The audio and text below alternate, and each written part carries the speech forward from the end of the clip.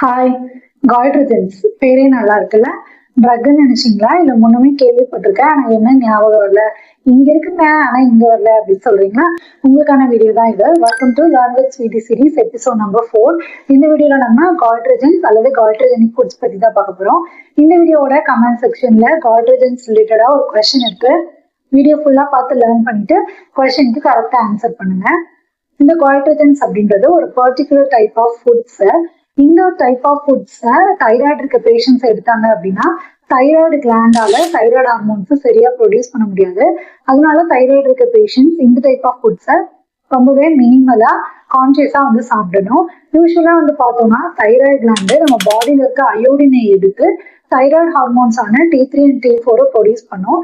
இந்த type of foods அவங்க நிறைய சாப்பிடும் பொழுது தைராய்டு கிளாண்டால பாடியில இருக்க அயோடின் எடுக்க முடியாது. So T3 and T4 production ரொம்பவே கம்மியாயிடும். ஸோ இது நார்மல் மெட்டபாலிசமா அஃபெக்ட் பண்ணிடும். அதனாலதான் தைராய்டு இருக்க பேஷண்ட்ஸ் இந்த டைப் ஆஃப் ஃபுட்ஸை ரொம்ப கான்சியஸா சாப்பிடணும் அப்படின்னு சொல்றோம். இந்த காய்ட்ரஜனிக் ஃபுட்ஸ் என்னெல்லாம் அப்படின்னு ஸ்கிரீன்ல தரேன், செக் அவுட் பண்ணி பார்த்துக்கோங்க. வீடியோ யூஸ்ஃபுல்லா இருந்தா லைக் பண்ணுங்க. கமெண்ட் செக்ஷன்ல இருக்க கொஸ்டினுக்கு மறக்காம கரெக்டான ஆன்சர் பண்ணுங்க. இந்த மாதிரி நர்சிங் ரிலேட்டட் வீடியோஸ்க்கு பேஜ் ஃபாலோ பண்ணிக்கோங்க. உங்களுக்கு லேர்ன் வித் ஸ்வீட்டி சீரிஸ் யூஸ்ஃபுல்லா இருக்கு இல்ல வேற ஏதாவது டாபிக் ரிலேட்டடா வீடியோஸ் வேணும் அப்படின்னா கமெண்ட் செக்ஷன்ல கேளுங்க. அப்கமிங் வீடியோஸ்ல போஸ்ட் பண்றேன்.